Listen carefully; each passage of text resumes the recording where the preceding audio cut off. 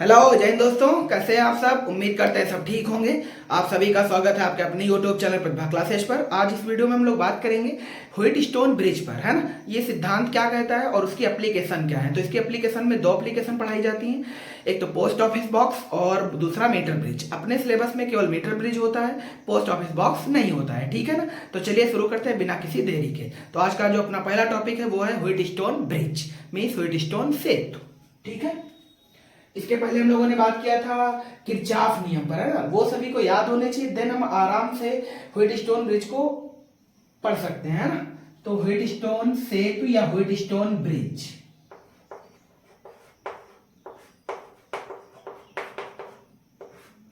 ये एक वैज्ञानिक नाम है, ये याद रखना। व्हिटस्टोन सेतु एक्चुअल में ये है क्या और ये क्यों लाया गया, तो हमने पीछे आपको बताया था। जब हम सिंपल सर्किट को सॉल्व करते थे तो वहां की रेजिस्टेंस, वहां पे जो करंट आनी होती थी, देन हम उसे ओम के नियम से सॉल्व कर लेते थे। पर जब सर्किट जटिल हो जाता है ना, और सर्किट जब जटिल हो जाता है तो फिर उसे सॉल्व करने के लिए हम कौन से नियम अप्लाई करते हैं, किरचॉफ के नियम। किसके नियम, किरचॉफ के नियम। किरचॉफ के नियम में हम वोल्टेज और करंट तो निकाल लेते हैं, पर प्रॉब्लम आ जाती है रेजिस्टेंस की। किसकी, रेजिस्टेंस की। तो रेजिस्टेंस अगर जटिल सर्किट की सॉल्व करनी है तो उसको थोड़ा सा इजी करने के लिए एक नया सिद्धांत आया, एक नई थ्योरी आई। एक इंग्लैंडियन वैज्ञानिक है जिनका नाम है व्हिटस्टोन। उन्होंने अपना एक सेटअप दिया और उस सेटअप से जटिल सर्किट को इजीली सॉल्व किया जा सकता है, ठीक है ना। तो इसको करते कैसे हैं, तो सिंपली आपको बता दें ये है क्या। एक्चुअल में व्हिटस्टोन एक विशेष परिपथ है, मीन्स एक स्पेशल सर्किट होता है जिसकी सहायता से हम किसी सर्किट में एक जो अननोन रेजिस्टेंस लगा है, अज्ञात प्रतिरोध लगा है, उसके मैग्नीट्यूड को निकाल सकते हैं। कोई दिक्कत तो नहीं, बहुत बढ़िया। अब बात करते हैं इसके कंस्ट्रक्शन की, मीन्स इसके रचना की, संरचना की। तो इसकी रचना क्या है उसको बहुत ध्यान से समझिए, क्योंकि जितना ज्यादा आप कंस्ट्रक्शन को ध्यान से समझ लिए ना बच्चा, उतना ही ज्यादा ये इजी हो जाएगा, है ना। तो चलो बनाते हैं इसका सर्किट। तो इसका सर्किट कैसे बनता है ध्यान से देखेंगे। इसमें एक्चुअल में समांतर चतुर्भुज में दो रेजिस्टेंस लगे रहते हैं, है ना। पहले इसको ऐसे बना लेते हैं।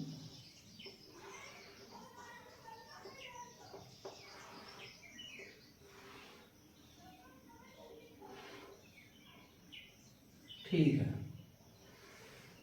है ना। अब एक्चुअल में यहां सब रेजिस्टेंस लगी हुई है,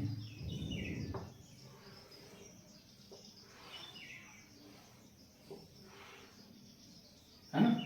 चलो लगाते हैं, चाप चेंज कर ले। ठीक,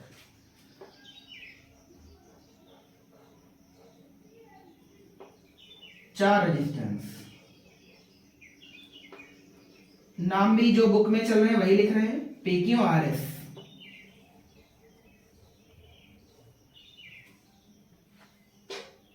कितने रेजिस्टेंस लगे हैं, चार।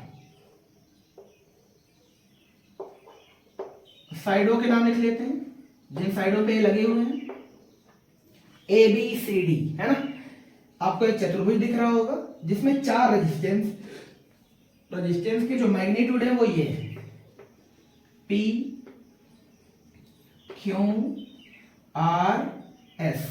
ये S वही रेजिस्टेंस है जिसे हम लोग ज्ञात कर रहे हैं, ठीक। एक्चुअल में इसमें तीन रेजिस्टेंस अपने को ज्ञात होते हैं पहले से ही, जिसमें P और Q का रेशियो ज्ञात होता है और R को हम S के हिसाब से बैलेंस करते हैं, ठीक। वो भी आगे आपको बता देंगे। और इस चतुर्भुज के एक विकर्ण में लगाते हैं अपना सेल जहां से करंट पास होगा, और एक लगाते हैं कुंजी। एक्चुअल में इसमें दो कुंजी लगती है इसलिए हम इसको K1 नाम दे देंगे, और एक कुंजी दूसरे विकर्ण में,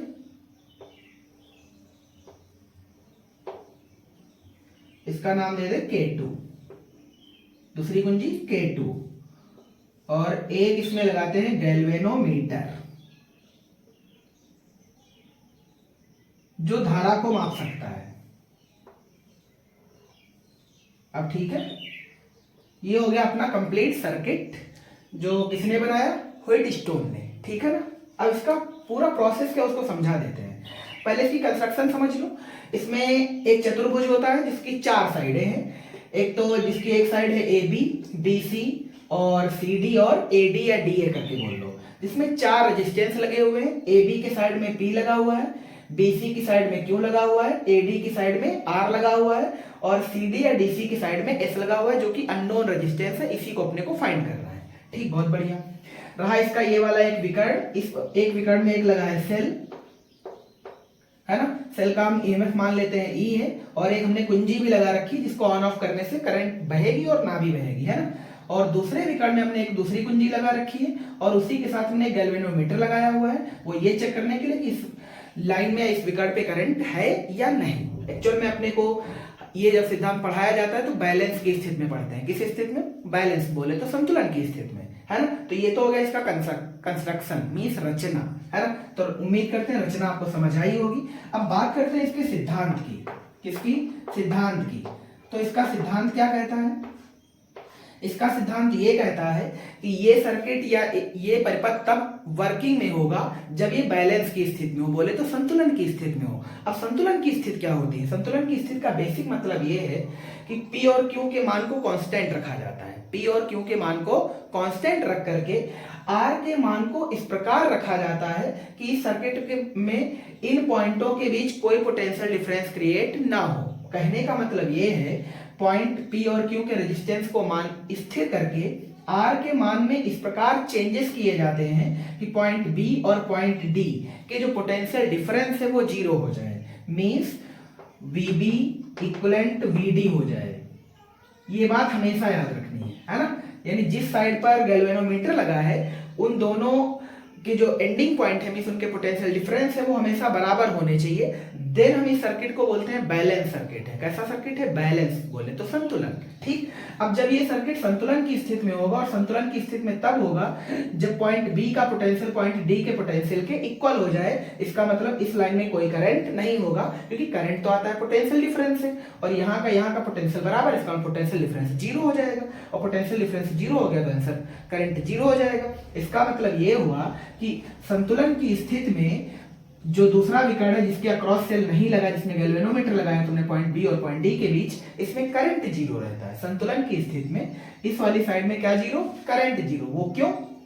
क्योंकि हम रेजिस्टेंस को फिक्स कर सकते हैं और उसको R को इस प्रकार फिक्स किया जाता है कि पॉइंट B और पॉइंट D का जो पोटेंशियल डिफरेंस है वो बराबर हो जाता है। देन वो पोटेंशियल डिफरेंस 0 हो जाता है। इसका मतलब इस वाली लाइन में कोई करंट नहीं आएगा, और जब इस लाइन में कोई करंट नहीं आएगा तो व्हीटस्टोन थ्योरी ये कहती है कि नहीं भी दो जो संलग्न भुजाओं हैं उनके प्रतिरोधों का अनुपात, कोई भी दो संलग्न भुजाओं के प्रतिरोधों का अनुपात, क्या ये वाली दो भुजाएं बच गई, इन दोनों भुजाओं के प्रतिरोधों के अनुपात के बराबर होता है। यही है अपना व्हीटस्टोन सिद्धांत। उम्मीद करते बहुत समझ आया होगा, कोई दिक्कत की बात नहीं है। समझ आया सभी को? गुड। एक बार रिपीट कर देते हैं। यानी संतुलन की स्थिति में परिपथ में जो 4 रेजिस्टेंस लगे उनमें किन्हीं भी दो संलग्न भुजाओं, चाहे ये वाली ले लो चाहे ये वाली ले लो, उन दोनों के प्रतिरोधों का अनुपात शेष दो जो संलग्न भुजाएं लगी उनके प्रतिरोधों के अनुपात के बराबर होता है संतुलन की स्थिति में। ठीक, संतुलन की स्थिति क्या होती है? संतुलन की स्थिति में P और Q के मान को स्थिर किया जाता है, R के मान में इस प्रकार चेंज करते हैं कि पॉइंट B और पॉइंट D का जो पोटेंशियल डिफरेंस है वो बराबर हो जाता है। मींस इस लाइन का जो पोटेंशियल डिफरेंस है वो 0 हो जाता है। इसलिए इस वाले में कोई करंट नहीं आता है। जब इसमें कोई करंट नहीं आता है तब इसको बोलते हैं बैलेंस की स्थिति में है, और जब ये बैलेंस की स्थिति में है तब व्हीटस्टोन थ्योरी के हिसाब से P/Q इक्विवेलेंट R/S होगा। यानी अपने को अगर S निकालना है तो ध्यान से करो Q/P बराबर R, सॉरी Q/P इंटू में R हो जाएगा। तो S अपने को निकालना, आगे इसमें कोई बुराई नहीं। गुड, बहुत बढ़िया। अब ध्यान से देखो, एक्चुअल में जो व्हीटस्टोन सिद्धांत है ये सिमिलर है, या ये कह लें कि ये किरचॉफ के नियम पे वर्क करता है। किसके नियम पे? किरचॉफ के नियम पर। और किरचॉफ के नियम तुमको लास्ट क्लास में हमने पढ़ाए थे, 2 नियम थे, KCL एंड KVL। KCL बोले तो किरचॉफ करंट लॉ, और KVL का मतलब किरचॉफ वोल्टेज लॉ। अब दोनों इसमें फॉलो भी तो होने चाहिए। चलो देखते हैं फॉलो हो रहे हैं कि नहीं।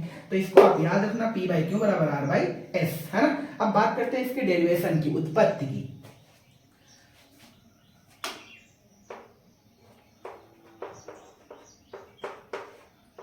है ना, ये चीज अपने को प्रूफ करनी है।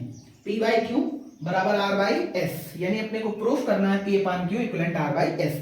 और ये प्रूफ करने के लिए अपने को किरचॉफ नियम अच्छे से अप्लाई करने आने चाहिए। चलो देखते हैं। किरचॉफ का पहला नियम हम सभी जानते हैं, जो किसी भी संधि पर जो करंट का बीजगणितीय योग होता है वो 0 होता है। किसी भी पॉइंट पर परिपथ के किसी भी जंक्शन पर जो करंट का बीजगणितीय योग होता है वो 0 रहता है। ठीक, मान लेते हैं यहाँ से करंट पास आउट हुआ I, कितना पास हुआ I, बहुत बढ़िया है। इस लाइन में मान ले I1 गया और इस लाइन में I2 गया, इसमें कोई बुराई नहीं है। ठीक, यहाँ पे करंट मान लिया I1 है और यहाँ पे करंट I2 है, तो यहाँ से जब पास आउट निकलेगा तो यहाँ से I1 आ जाएगा और यहाँ से I2, अगेन यहाँ पे करंट जो हो जाएगा वो I हो जाएगा, इसमें कोई बुराई नहीं है, इतना आप सभी जानते हैं, बच्चों का काम है। ठीक, आगे बढ़ते हैं। अब जंक्शन रूल यही तो कहता है किसी भी पॉइंट पर जाने वाली धाराओं का जो बीजगणितीय योग होगा वो वहां से निकलने वाली धाराओं के बीजगणितीय योग के बराबर होगा, मतलब सम 0 होगा। इसका मतलब जो I है वो I1 प्लस I2 के बराबर होगा। मीन्स अगर मैं यहाँ से पहला नियम अप्लाई कर दे तो ध्यान से देखो क्या हो जाएगा, KCL से हम लिख रहे हैं, किस नियम से, KCL से। KCL का मतलब किरचॉफ्स करंट लॉ है ना। तो दोनों नियम अपने को दिखाने हैं तुमको कि प्रूफ हो रहे हैं कि नहीं। तो हम I यहाँ A के लिए लगा रहे हैं, ध्यान से देखना क्या हम लिख सकते हैं, I चूंकि आने वाली करंट है, किसी जंक्शन पे आने वाली करंट को पॉजिटिव लिखते हैं और वहां से निकलने वाली करंट को निगेटिव लिखते हैं। तो I को हमने प्लस लिखा, माइनस I1, और चूंकि I2 भी वहां से निकल रही है तो ये सब किसके बराबर, 0 के बराबर। इसका मतलब जो करंट है वो ये है I1 प्लस I2, इसमें कोई बुराई नहीं है। क्या उम्मीद करते हैं आपको यहाँ तक समझ आया होगा। इसका मतलब KCL तो लग रहा है, इसका मतलब KCL नियम इसमें तो अप्लाई हो रहा है। अब बात करते हैं KVL की। कौन से नियम की, KVL की। KVL नियम को यहाँ पर देखते हैं और ये चीज ही अपने को प्रूफ करनी, तो अभी आगे निकाल देंगे। ठीक है, इसे याद रखना, P/Q बराबर R/S। उत्पाद में हमने KCL लगाया, अब हम कौन सा नियम लगा रहे हैं, KVL। कौन सा नियम, KVL। KVL क्या कहता है, लूप बना लो, अरे पास बना लो। ठीक, तो ध्यान से, इसमें 2 पास सभी बच्चों को दिख रहे होंगे। एक तो सभी को ये वाला पास दिख रहा होगा 1, और एक तो ये पास 2 है ना।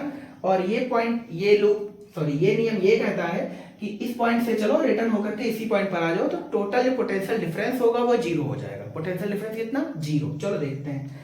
और हमने ये भी बताया था इसमें, ये नियम ये कहता है कि किसी बंद पास में बहने वाली करंट तथा उसके संगत रेजिस्टेंस का जो मल्टीप्लिकेशन होता है और उसका बीजगणितीय सम होता है वो सर्किट में लगने वाले बीजगणित वैद्युत वाहक बलों के बीजगणितीय योग के बराबर होता है। बहुत बढ़िया है। ठीक, चलो अप्लाई करते हैं।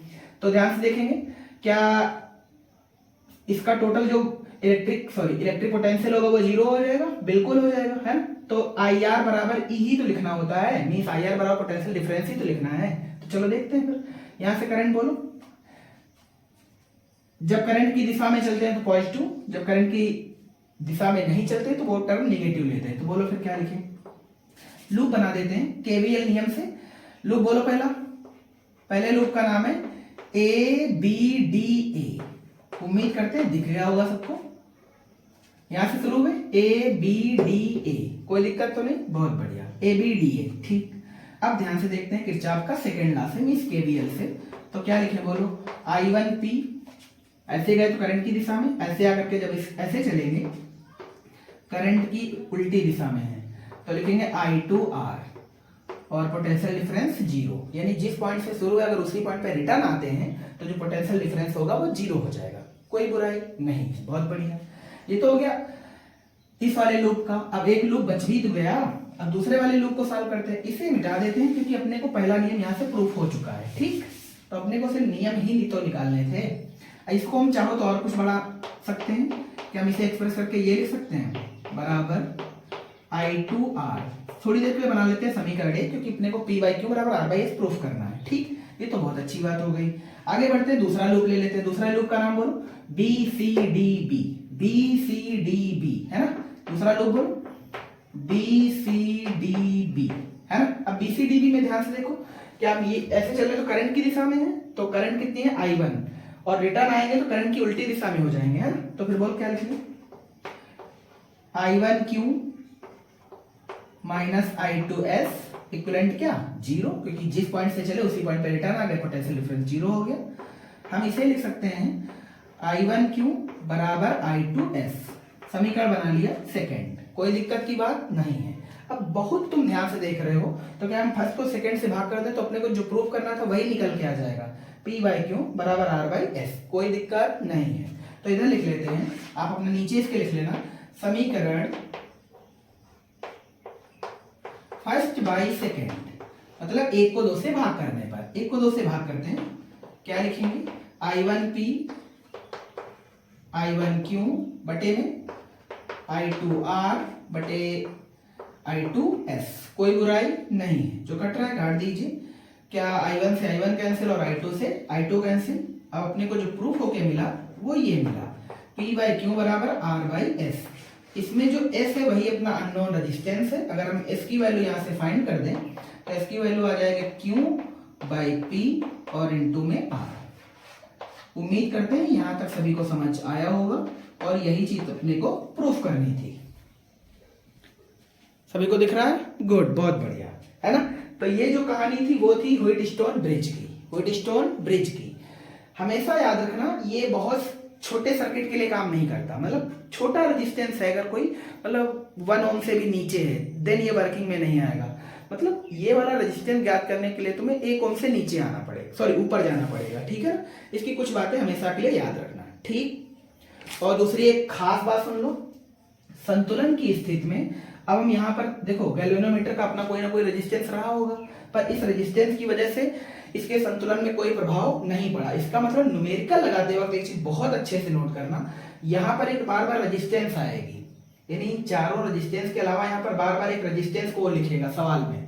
तो हम क्या याद रखेंगे, संतुलन की स्थिति में केवल ये वाले रेजिस्टेंस ही वर्किंग करेंगे, क्योंकि इस वाले पॉइंट और इस वाले पॉइंट का जो पोटेंशियल डिफरेंस है वो बराबर है। इसका मतलब इस लाइन में जो करंट होगा वो जीरो हो जाएगा। करंट कितना? जीरो। इसका मतलब यहाँ पर हम चाहे कितना भी रेजिस्टेंस लगा ले, चाहे जितना बड़ा लगा ले, चाहे जितना छोटा लगा ले, इसमें मुझे कोई करंट फाइंड नहीं करनी है। कोई दिक्कत तो नहीं, मींस ये वाला रेजिस्टेंस सर्किट में वर्किंग नहीं करेगा। कोई दिक्कत तो नहीं, गुड, ठीक। आगे बढ़ते हैं। अब इसी व्हीटस्टोन सिद्धांत पर दो चीजें काम करती हैं, एक तो पोस्ट ऑफिस बॉक्स, दूसरा मीटर सेतु। अपने सिलेबस में पोस्ट ऑफिस बॉक्स तो नहीं है पर मीटर सेतु है, तो हम बात कर लेते हैं मीटर सेतु की भी बहुत जल्दी से, और इसी की नकल है मीटर सेतु, तो और आपको इजी से आ जाएगा, ठीक। तो चलिए शुरू करते हैं। तो हेडिंग डाल लेना, व्हीटस्टोन सेतु के एप्लीकेशन कह सकते हैं, ठीक है, अनुप्रयोग कह सकते हैं। और हेडिंग डाल देना मीटर सेतु, मीटर ब्रिज, जो कि व्हीटस्टोन सेतु की भद्दी नकल है, या ये कह लें इसी को कॉपी किया गया है, ठीक। और अपने में पोस्ट ऑफिस बॉक्स नहीं है। तो नेक्स्ट हेडिंग डाल लीजिए सब लोग, मीटर सेतु, मीटर ब्रिज। और मीटर ब्रिज इसको इसलिए भी बोलते हैं क्योंकि इसमें जो वायर यूज किया जाता है वो 1 मीटर का होता है। इसमें जो वायर यूज करेंगे वो कितने मीटर का? 1 मीटर का, ठीक, बहुत बढ़िया। अब आपको ये पढ़ने के लिए कुछ बातें बेसिक पहले की याद होनी चाहिए, जैसे कि रेजिस्टेंस याद होगा तो तार की लंबाई के साथ वेरी करता है, लंबाई बढ़ाते जाएंगे रेजिस्टेंस बढ़ता जाएगा, है ना। ये सारी बातें आपको याद होनी चाहिए, देन डेरिवेशन बहुत इजी हो जाएगा, ठीक। चलो समझते हैं। इसके लिए करते हैं, इसका नाम इसलिए ही मीटर सेतु है क्योंकि इसमें जो वायर यूज किया जाता है वो 1 मीटर का ही यूज करते हैं, इसलिए इसको बोलते हैं मीटर सेतु। और सेतु तो सिर्फ इसलिए बोला जाता है क्योंकि ये व्हीटस्टोन सिद्धांत पे काम करता है, इसका मतलब इसका नाम क्या रख दिया? मीटर सेतु। कोई बुराई नहीं, बहुत बढ़िया। चलो बनाते हैं। इसके लिए क्या करते हैं, एक तार ले लेते हैं 1 मीटर लंबाई का।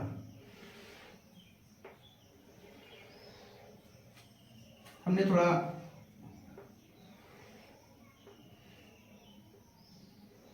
ऐसे लिया हुआ है, ठीक। और इनका जो एरिया है दोनों साइडों का, अनप्रस्थ काट का एरिया वो इक्वल है, मींस बराबर है, ठीक, बहुत बढ़िया। इसका मतलब इसका भी एरिया है, इसका भी एरिया है, गुड। अब क्या करना है, ये जो तार है वो कांस्टेंटन या मैग्नीन का होता है, यहां पे लिख देते हैं। ये सवाल भी पूछा जाता है, मीटर ब्रिज में कौन से धातु का तार यूज करते हैं, तो हमेशा याद रखना मैग्नीन। कौन सा? मैग्नीन, या एक और भी नाम है कांस्टेंटन, है ना। तो इन दोनों को याद भी रखना क्योंकि ऑब्जेक्टिव में क्वेश्चन बन भी जाता है, ठीक। और कभी कभी पूछ भी लेता है, और इतनी सरल चीजें बच्चे गलत भी कर जाते हैं, ठीक। तो हमने एक लिया 1 मीटर का तार और इस पर हमने कुछ पत्तियां लगा दी। हालांकि बुक में तो लिखा है एल टाइप की पत्तियां, चलो एल टाइप की बना लेते हैं।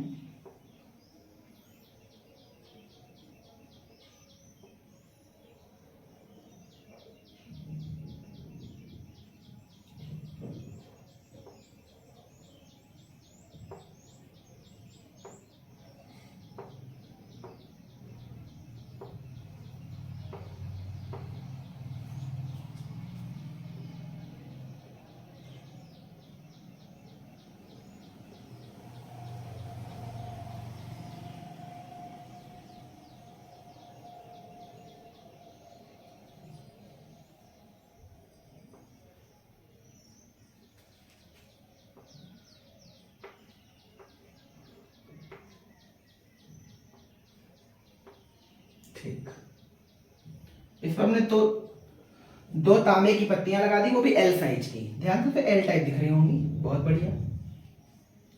इन दोनों के बीच में एक पत्ती और तांबे की लगाई जाएगी स्ट्रेट लाइन में, बस थोड़ा सा गैप देकर, क्योंकि इनके बीच रेजिस्टेंस लगाना पड़ेगा। तो एक पत्ती हमने और लगा ली।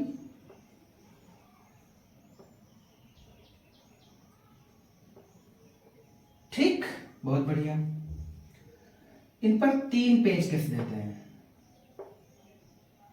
और इस पर अभी एक पेंच लगाते हैं, और आवश्यकता पड़ेगी तो और लगाने पड़ेंगे। ठीक, अब ध्यान से सुने। तार का कुछ मैग्नीट्यूड ले लें, बिल्कुल। सपोज कर लेते हैं तार का जो नाम है वो AC है अपना, या तार की लंबाई AC है। ठीक, और इसकी जो लेंथ है वो 1 मीटर है। कितनी है? 1 मीटर। ठीक, और ये काहे का है? मैग्नीन या कॉन्स्टेंटन का। ठीक, अब इन पेचों की सहायता से इसमें लगाना है अपने को रेजिस्टेंस। क्या लगाना है? रेजिस्टेंस। यहां पे लगाते हैं प्रतिरोध बॉक्स को, और यहां पे लगाते हैं संट को। ये वो संट है जिसे फाइंड करना है। ठीक, इसमें एक्चुअल में पहले से रेजिस्टेंस को भर देते हैं, और ये बैलेंस करने के हिसाब से भरा जाता है। इसको प्रतिरोध बॉक्स बोलते हैं, इसे हम R से लिखते हैं। ये अपना क्या है? प्रतिरोध बॉक्स है ना। व्हीटस्टोन ब्रिज की बात, इसमें भी 4 रेजिस्टेंस लगाई जाएंगी। ये अपना S, जिसको हम लोग संट बोलेंगे। क्या बोलेंगे? संट। ये वही रेजिस्टेंस है जो हमें फाइंड करनी है। ठीक, बहुत बढ़िया। जो तीसरा वाला पेंच है, इसकी सहायता से हमें गैल्वेनोमीटर को फिट करते हैं।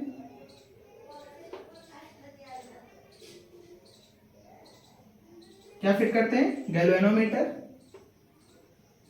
और इसको एक स्लाइडिंग चाबी की मदद से इस तार पे खिसकाने वाला बनाते हैं। इसको हम थोड़ा जाकर के ऐसे बना लेते हैं, ताकि आपको ये लगे कि हम इसे खिसका भी सकते हैं। अब ठीक है।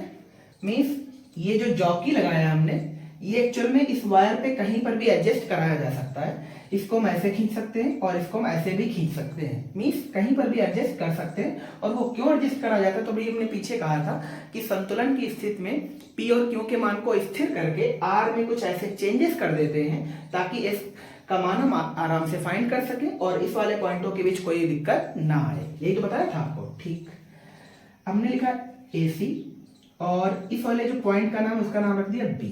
क्या रख दिया? B। ठीक, यानी इसको B पर हमने कट आउट कर दिया। पॉइंट जो तार AC है उसको हमने B पर कट मारा। ठीक, बहुत बढ़िया। अब क्या करते हैं? अब अपने को बारी है इसमें सप्लाई देने की।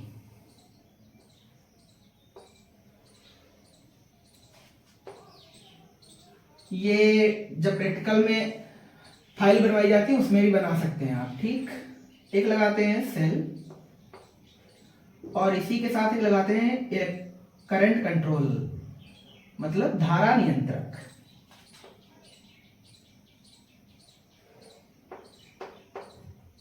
कुंजी लगाते हैं।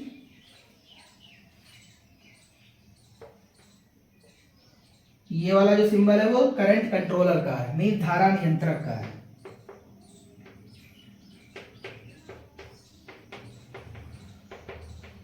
ये सब थ्योरिकल पार्ट है ना। तो सबसे पहला काम डायग्राम को अच्छे से बनाना है और इनके बारे में लिखना सभी को अच्छे से, है ना।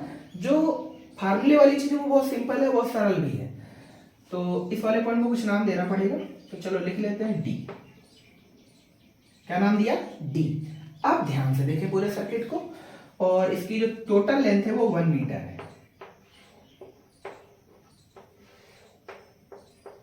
गुड, उम्मीद करते हैं यहां तक समझ आया होगा। मेरा सर्किट क्लियर होना चाहिए सभी को। ठीक, हमने किया क्या? हमने एक एसी वायर लिया जिसका जो मैग्नीट्यूड है वो 1 मीटर है, जो कि हमने यहाँ लिखा हुआ भी है। और ये किसका है ये भी याद रखना पड़ेगा, कॉन्स्टेंटन या मैग्नीन का। मीन्स मीटर ब्रिज में तार किस धातु का यूज करते हैं, तो मैग्नीन या कॉन्स्टेंटन का, जिसकी लेंथ कितनी? 1 मीटर। 1 मीटर होती है, इसीलिए इसका नाम भी रखा हमने मीटर ब्रिज। ठीक, गुड। आगे हमने क्या किया, इस पर हमने 2 तांबे की पत्तियां ली और एल साइज की हैं, और एक बीच में भी हमने एक पत्ती रखी स्ट्रेट लाइन, जिस पर हमने 3 पेंच लगाए हुए हैं। इन तीनों पेंचों की मदद से ध्यान से देखो, हमने तो एल वाली पत्ती से एक प्रतिरोध बॉक्स को एडजस्ट करा है और दूसरे एल वाले पत्ती से हमने एक शंट लगाया हुआ है, और बीच में जो एक पेंच बच गया उसकी मदद से हमने गैल्वेनोमीटर लगाया, जो कि पॉइंट AC को कहीं पर भी कट कर सकता है वो बैलेंस के हिसाब से, और जहां पे कट करा हमने उसका नाम B रखा। सपोज किया हमने इसका टोटल लेंथ कितना है 1 मीटर, टोटल लेंथ 1 मीटर। अब क्या करें, 1 मीटर में से इस वाले हिस्से को कुछ नाम दे दें और इस वाले हिस्से को भी कुछ नाम दे दें, क्योंकि दो रेजिस्टेंस आपको प्रॉपर दिख रहे होंगे R और S। अब बारी है P और Q को। आपको याद होगा रेजिस्टेंस L के साथ वेरी करता है, ये बात अभी बोली हुई थी हमने कि जो लंबाई है तार की उसके साथ जो प्रतिरोध है वो चेंज हो जाएगा, है ना। इसका मतलब ये हुआ कि ये लंबाई और ये लंबाई अगर हमने डिफरेंट ले ली, जैसे अगर हम ये वाली लंबाई ले लें L, ये वाली लंबाई L मान लें,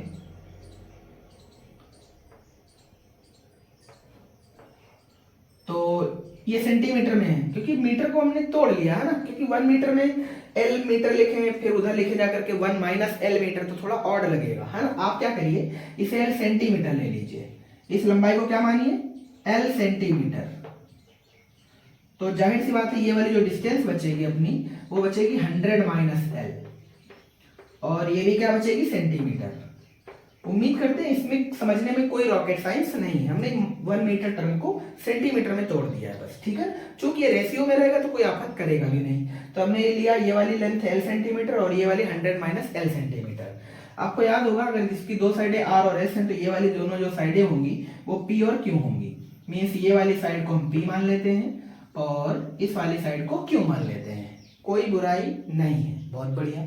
क्या संतुलन की स्थिति में जैसे यहाँ से करंट डाला जाएगा, मीस कुंजी को जैसे ही ऑन किया जाएगा, मीस कुंजी बंद की जाएगी तो यहाँ से करंट निकलेगा, और करंट निकलने में P और Q के मान को हम यहाँ पर स्लाइडिंग मीन जॉकी की सहायता से खिसका के एडजस्ट कर लेंगे, और साथ में R से उतना ही रेजिस्टेंस निकालेंगे ताकि पॉइंट D और पॉइंट B के जो पोटेंशियल डिफरेंस है वो इक्वल बने रहे। इसीलिए हमने पॉइंट B और D के वही नाम लिए थे, है ना। इसका मतलब अगेन उसी सिद्धांत पे काम करना है, तो VB इक्विवेलेंट होना चाहिए VD के। इस चीज के लिए अपने को R जो एक बॉक्स बनाया हुआ है इसमें रेजिस्टेंस भरी हुई है, उतना ही रेजिस्टेंस उसी हिसाब से निकाला जाता है कि पॉइंट B और पॉइंट D का जो पोटेंशियल डिफरेंस है वो इक्वल बना रहे, मीन इस लाइन में कोई करंट ना आए, कोई दिक्कत तो नहीं, गुड। अब इस केस में मीन संतुलन की स्थिति में कौन सा नियम लगेगा, व्हिटस्टोन, क्योंकि ये व्हिटस्टोन सिद्धांत पे काम कर रहा है, तो P/Q बराबर R/S, P/Q बराबर R/S। अपने को फाइंड करना है S, क्योंकि P और Q तो लेंथ के हिसाब से ज्ञात हो जाएगा, R वो रेजिस्टेंस है जो पहले से ही हमें पता है। इस बॉक्स में हमने रेजिस्टेंस को भर के रखा है ताकि टाइम पे उतना डाल सके या निकाल सके, और फाइंड जिस रेजिस्टेंस को करना उसका नाम है शंट, जिसे हमने S से डिनोट करा है, ठीक। तो अपने को P/Q बराबर R/S आता है। यहाँ से अगर हम S की वैल्यू निकालना चाहते हैं तो फार्मूला इजी लिख सकते हैं Q/P और इनटू में R, इसमें कोई बुराई नहीं है। अब क्या करना है, इसमें Q और P और R के सभी मान ही तो रखने हैं, तो R का मान तो R ही है, बस Q और P के ही तो मान निकालने हैं, तो Q और P के मान आपके सामने लिखे, क्योंकि रेजिस्टेंस लंबाई के साथ वेरी करता है, इसका मतलब जो Q का रेजिस्टेंस होगा वो 100 माइनस L सेंटीमीटर के रेजिस्टेंस के बराबर होगा, जो P का रेजिस्टेंस होगा वो L सेंटीमीटर के बराबर होगा। इसका मतलब हम आराम से लिख सकते हैं 100 माइनस L और बटे में L और इनटू में R। क्या उम्मीद करते हैं यहां तक कहानी सभी को समझ आई। ये हमने फाइंड कर लिया S, क्या फाइंड कर लिया S, रेजिस्टेंस ओम, कोई बुराई नहीं है। उम्मीद करते हैं आप सभी बच्चों को यहां तक आया होगा। और यहां से हमने क्या निकाल लिया, शंट। अच्छा, शंट निकाल लिया, तो इस शंट का कभी कभी आपसे स्पेसिफिक रेजिस्टेंस भी पूछ लेगा, रेजिस्टिविटी पूछ लेगा। आपको याद होगा विशिष्ट प्रतिरोध या प्रतिरोधकता, उसको कैसे निकालते हैं आपको याद हो अच्छे से, तो तुमने पढ़ा था रो बराबर RA/L, रो बराबर RA/L। इसमें जो R है एक्चुअल में वो शंट के लिए, इसका मतलब S लिखा जाएगा, इसका मतलब जो रो की वैल्यू लिखी जाएगी वो S लिखी जाएगी, और A चूंकि तार का अनुप्रस्थ काट का एरिया है तो हम उसे क्या लिख सकते हैं πr², बटे में क्या L या कैपिटल L लिख लो या स्मॉल लिख लो, इसमें कोई बुराई नहीं है। आपको याद होगा इसका जो यूनिट था वो ओम इंटू मीटर था, ओम इंटू मीटर था।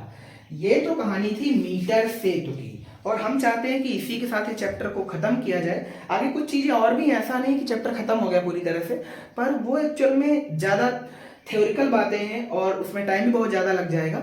तो वो प्रैक्टिकल में आपको कराया भी जाता है, वहाँ से भी असाइनमेंट में बनाएंगे सब लोग, जब क्लासों में इंटर के प्रैक्टिकल चलते हैं बोर्ड के लिए, देन वहाँ पर वो बनाए जाएंगे धारा नियंत्रक वगैरह, है ना। तो उन चीज़ों को वहाँ पर अपना देख लीजिएगा, उनसे कोई न्यूमेरिकल बेसिक नहीं है, वो थ्योरिकल पार्ट में है।